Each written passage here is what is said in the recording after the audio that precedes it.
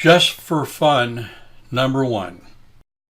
This is our first just for fun lab project. And what we're doing in this lab project is I'm having you do a shift left the hard way without using the bit shift left instruction. As you were setting up, there was a question that said, looking at the illustration on the previous page, what is step 2? Well, that's a no-brainer. Unloads last bit, which is element 1, bit 5, into the external unload bit position. What is step 3? Step 3 is 1-4 moves to 1-5, and then continuing with that idea, 1-3 moves to 1-4, 1-2 to 1-3, 1-1 to 1-2, and 1-0 to 1-1. And then step 4 is the source bit value is moved into 1-0. And I had you add another routine, another subroutine called shift left, and then I had you put this logic in there. And then back in the main routine, still had our little HMI display wrong, so you could see what the bits are doing to see if they're behaving correctly. And then, of course, I did kind of shift around the source bit. The source bit is now 0, and the shift left bit is 1, and then the clear reset is 5, just as it was before. I said download, go online and test your logic. Before they had a bit shift left or a bit shift right instruction, this is how they accomplished this type of bit manipulation. I didn't elaborate a lot on testing this, but we'll go ahead and test it. And what we expect is, if we turn on the source bit, I'll toggle that bit on. Remember, my Universal Digital Field Device Simulator has 6 toggle switches, and then wired in parallel 6 normally open push buttons, plus input 0, which you're looking at right there. Right now the toggle switch is on. If I push the button, it behaves as a normally closed. See? When you push a normally closed push button, it goes off. I flipped on local 1i data 0, that's our source bit, and then our bit to, I guess you would say, to enable our bit shift left, which is now a JSR with this code inside of it.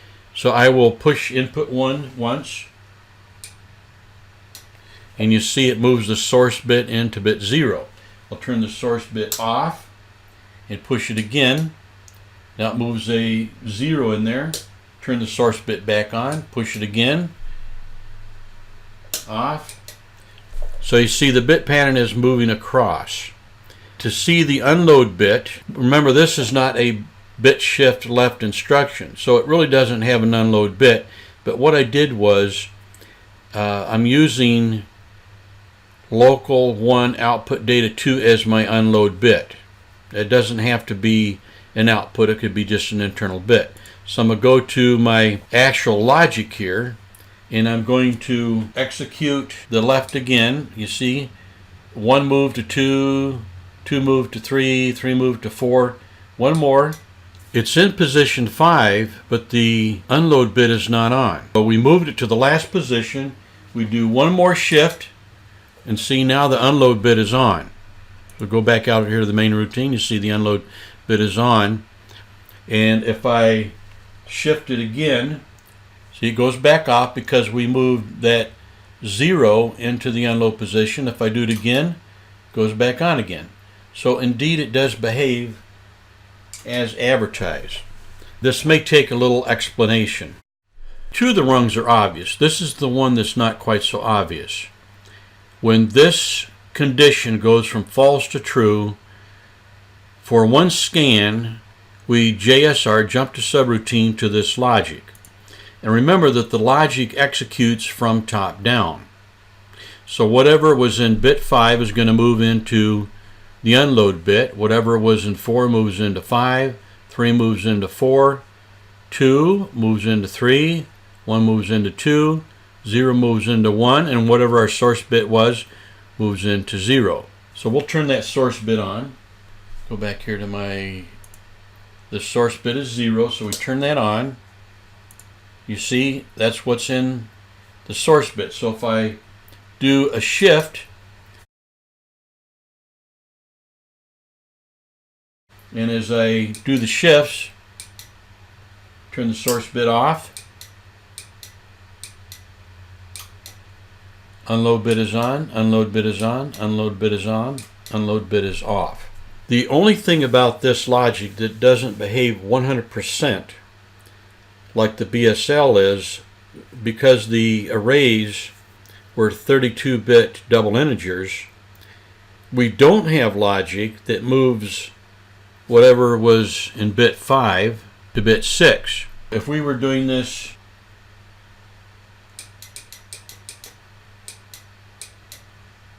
see, when I leave 5, it turns the unload bit on, but it does not turn on 6 like it would if we were using a bit shift left. If you wanted to do that, you would have to continue this logic. Remember this 0, 1, 2, 3, 4, 5, unload. 0, 0, well this is source bit, 0, 1, 2, 3, 4, 5. You would have to, the next rung up would have to be, you would have to move 5 into the unload bit and into 6.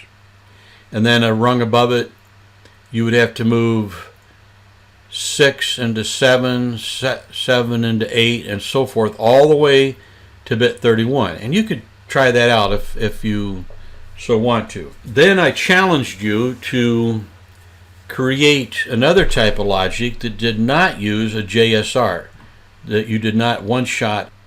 The next thing I had you do was to create a bit shift left lookalike, but without doing a one-shot on a JSR. So you see here that I have an always false instruction in front of this rung. So this rung will never be true. It'll never jump to this routine over here, shift left. It'll skip by that. So what we're doing instead, we're still doing a one-shot. And actually, I had you combine these two rungs because there's no reason to use the shift bits left false to true transition through a one-shot to a bit and then have a bit execute the logic. What I had you do was to put this in the edit mode, delete that, and select both of these and drag them down, and then delete that rung. Finalize all edits. Okay, unfortunately we don't have enough vertical space here to, well, let's see if we can adjust some of this. Well, we'll close that one. We don't need that one. We'll grab this menu and bring it down, this toolbar, bring it down because we don't need that. And we don't need this one. Drag it down here and close it. We can't get rid of the main toolbar. So this is as much vertical space as we can get. And actually that's enough. Bring this down and bring this down to get it out of the way so we can see our logic. Okay, now this is supposed to be a bit shift left. If I operate input 1 here, it is shifting zeros through there. Well, you can't see a 0 shift, so let's turn on the source bit and do one shift. Turn it off, do a shift, turn it on, do a shift. Okay, so now you see we have 0 and 1, 0 and 2. If I continue to do the shift, which is input 1, oh, I forgot to turn the source bit off. That's fine. See, they shift right across. And the unload bit did come on, but you didn't see it because it's down here out of sight. So let's see if we can't do something. I guess we're going to have to ungeyser this in order to see this array up here. So we have a 1 right there. If we do another shift, it would turn that bit on again. I mean, it's already on, but we'll do it again. Now it's all zeros in here. If I do it one more time, the unload bit should turn off. Okay, as I said, both this logic and the previous logic, the only thing that doesn't behave 100% identical to what we had with the BSL and the BSR is that we have no activity going from element 1.5 to element 1.6 to 7 to 8 to 9, 10, 11, 12, 13, 14, 15, 16, 17, 19, 31. We don't have any logic in here. Well, you could duplicate. See, there's 2 branches here for each bit. If, and this is, by the way, scan dependent. If you were to change the order of these, in other words, if you were to move any of these to a different position in this, we'll call it ladder, it wouldn't work, because remember, this logic executes left to right, top to bottom. It takes the value in the last bit of this length of 6, bit 5, and it latches on the unload bit. If the last bit, bit 5, is a 0 instead of a 1, then it unlatches it. And then once the value of 5 is now set into the unload bit, then we move, if 4 is on, we move it into 5, latch 5. If 4 is off, then we unlatch 5. We sequentially go down through, move 5 out to the unload, move 4 to 5, 3 to 4, 2 to 3, 1 to 2, 0 to 1, and then once we've moved it out of whatever's in 0 to 1, then whatever is in the source bit, we move it into bit 0. And of course, this clears and latches your quasi unload bit. Very simple logic, and I hope you tried all of this before you just copied what I had in the manual. The idea is for you to think this through. Remember, volume 1, or we'll call it beginner, this is beginner plus. In beginner, we covered all the basics exhaustively. We spanked all those instructions quite well. By this point, when I give you a challenge and say, figure out how to program this, you need to really press in on that. Don't just jump ahead to see what I did and copy it. The goal here is for you to learn to program something that somebody else wants you to do. In other words, they give you a challenge, or they give you a process specification, functional specification, that they want the machine to run like this, and then they tell you how they want it to run. You're on your own from there. You've got to figure it out by yourself. The last thing that I had in the manual on the bit shift registers was, I said, do yourself a service and write a summary of the bit shift left and bit shift right instructions. Here's what I put in there. In both instructions, the length defines the specific bits that are affected. I think we would all agree. The BSL always begins at bit 0 of the array element specified in the instruction.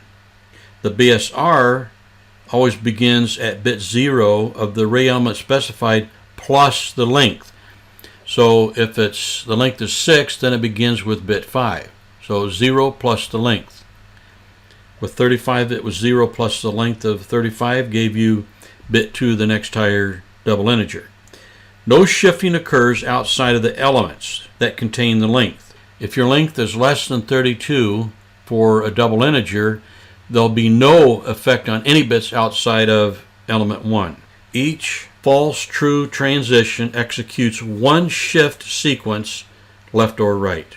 You could probably say some more things, but that's really the main points.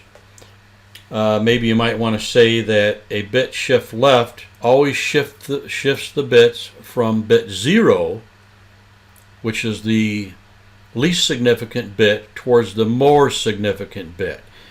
Now, if it's a length of 6, then 5 is the more significant bit of the length. If the length is 35, then it is the more significant bit would be element 2, bit 2.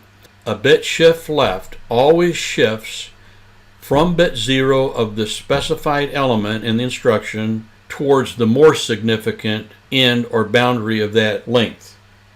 Whereas a right shift sequence always shifts from the most significant bit of the length towards the least significant bit of the length. If you remember all that, you're good to go. These instructions are not easy to troubleshoot. I'll just tell you that right now. I don't use them very often. My philosophy is that if you're going to write a good book, you want everyone to be able to read it. So you want to write it in a way that almost anyone that cracks the book open can read it. Now, not just anyone's going to come into a plant out on the manufacturing floor and plug in a laptop, open up RS Logix 5000 and start troubleshooting the machine. Because remember, this logic that you're looking at, not this specific logic, but the logic in RS Logix 5000, that is what you use to troubleshoot a machine that was running and then stopped running. You go in and you look to see what didn't happen. And you dig around and you go, oh, photo eye number 3. It never came on. So you go over and look, and sure enough, somebody was climbing on the machine trying to fix or clean something or clear out a jam. They stuck their foot on the bracket, put a little weight on it, bent the bracket. Now the photo eye is staring up at the ceiling instead of staring across the conveyor at the object that it was supposed to sense. All troubleshooting of programmable controller controlled machines literally takes place in the code. That's why you need to really be able to write code that anyone can read. Just because you wrote the code and the machine runs doesn't mean the person that comes behind you, a year later, 6 months later, you're long gone to another project, and they come out and they plug in the laptop and they look and go, holy cow, what is this? Learn to write your code good and clear.